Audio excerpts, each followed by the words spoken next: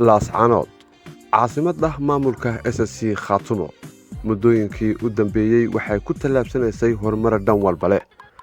Dowladda hoose ee magaalada Laascanood waxay ku hawlanayd nashqadeynta iyo qaabeynta iyo sidoo kale kor u qaadista bilicda guud ee caasimadda maamulka SSC Khaatumo, iyadoo waqtigan lagu jiro xilli roobaad isla mar ahaantaasna maamulka SSC Khaatumo ay soo gaarayaan qurba joog iyo sidoo kale muwaadiniin Soomaaliyeed oo ka kala imaanaya gobolada dalka ayaa dowladda hoose waxay ku hawlan tahay sidii kor loogu soo qaadi lahaa bilicda guud ee caasimadda Laascanood. Mas'uuliyiinta dowladda hoose waxay juhdi badan geliyeen sidii kor loogu qaadi lahaa bilicda guud ee magaalada, iyadoo isla mar ahaantaasna gaarayaasha waaweyn ee halbowlaha u ah magaalada laga wado olole ballaaran oo lagu nadiifinayo goobaha ganacsi ee yaryar ee markaasi bilicda caasimadda hoos u dhigaya. Ganacsatada iyagu ku ganacsan jiray laamiyada hareerahooda waxay soo dhaweeyeen ololaha ballaaran ee bilicda. bismillaahi raxmaani raxiim. waanaga shaqaynayna waanu banaynaynaa caasimadda ninka ugu badan ee kabadhada iyo baabuurta qaadka lagu iibiyo leebaanay maayarka iyo xoghayaha iyo golaha deegaanka waanu soo dhawaynaynaa, waanu la shaqaynaynaa. caasimadda iyadu inay noo qurux badnaato ayaanu diyaar u nahay. dadkana waxaan ku dhiirigelinayaa in dawladda loo hoggaansamo oo dariiqada looga kaco. risqeena waayi mayne. waddooyinkan haddeer qofka marka laga raro qof waliba risqiisii uu helayaa. tuugaa la degayaa, magaaladu laamiye kale yeelanaysaa, caasimad bay noqonaysaa. in meesha bilicdeeda la soo saaro annagoo dhan baa diyaar u ah. ninka ugu badan ee baabuurtiisa iyo kabadhadiisa la qaadaye wiishku ku jiraanahay anaana diyaar oo kii aan kastaan leeyahay qaada dawladda leh diyaarna waanu rabbil caalamiin. halkan waad aragtaan waxa weeyaan waxa ka socdaysa nadaafadii iyo caasimadda bilicdeedii oo la hagaajinayo. arrintan waxa weeyaan mas'uuliyiinta iyo maamulka iyo dawladda hoose iyo cid kastaba way iska kaashatay.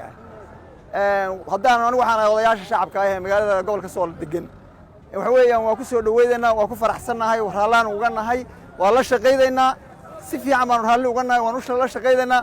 waxaan kaloo u sheegayaa qoliyaha ganacsatada ee gaar ahaan waliba baabuurta iyo kabadhada yaryar ee qaadka ku shaqaysta, waxa weeyaan waa dad halgamaaya, waa dad fiican inay si fiican u hoggaansamaan oo waxa weeyaan yeelaan oo waxa weeyaan hadda mas'uulkii iga horreeyay hadlayay waxa weeyaan sida uu hadlay mid kastaaba uu hoggaansamo ayaan ugu soo dhaweeynaa. waxaan kaloo faraynaa haddaan nahay gobolka Sool ama gobolada SSC dhammaantood waxaan rabnaa qaabkii hore aynu u joogi jirnay ama gobolka Sool ama caasimadda u joogtin ama aynu ahayn inaan wax ka bedelo oo wax aan ka bedelo. Hoggayaha fulinta dowladda hoose ee degmada Boos ay weheliyaan hawlwadanada dowladda hoose iyo qaar ka mid ah xildhibaanada golaha deegaanku waxay warbaahinta kula hadleen qaybo ka mid ah magaalada oo markaasi uu ka socday olole ballaaran.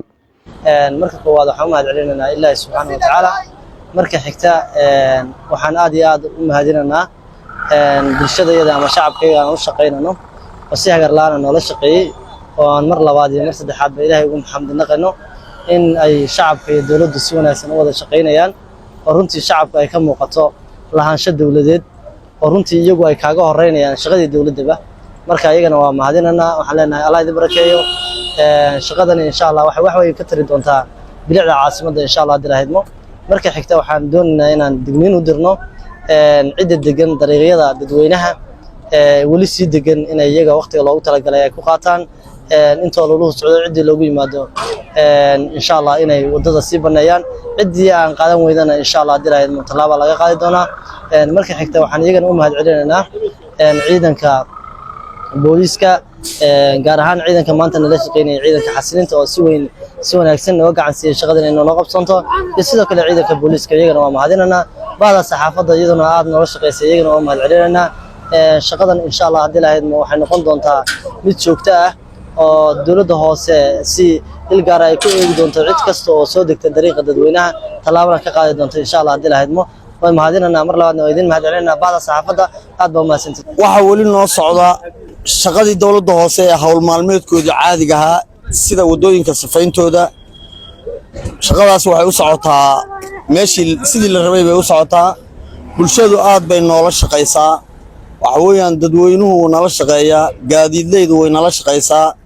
ummadda intaa leeg waxa weeyaan arrintaa way u hoggaansan yihiin. ilaahay weynaa baan ugu mahadnaqaynaa nimcada iyo wanaagga iyo siday haystaan. waayo shacabkii awal aan waxba soo sheegi jirin baa wax walba sheega. waddooyinka iyo dhulka waa la xasilinayaa waa la habeynaya waxaanu dadka uga digaynaa inay meelaha shanta halka ummadda ka dhaxaysa ay galaan oo danta guuda ama ah meelaha bilixda magaalada waa in dib looga baxaa. waxaa la qaaday gaadiidkii aan shaqayn jirin, kabadhadii jaadka, meheradihii yaryaraa ee foolxumada u soo jiidaya bilicda caasimadda, kuwaas oo dowladda hoose ay hore amar u siisay islamar ahaantaasna fulintiisii haatan ay socoto. laascaanood oo wakhtigan martigelinaysa wafuud kala gedisan oo isugu jira kuwo ka imaanaya dowladda Soomaaliya, qurbajoogta Soomaaliyeed iyo sidoo kale ganacsato kala gedisan, waxaa haatan bilicdeedu ay noqotay mid laga dareemayo shaqadii laga qabtay.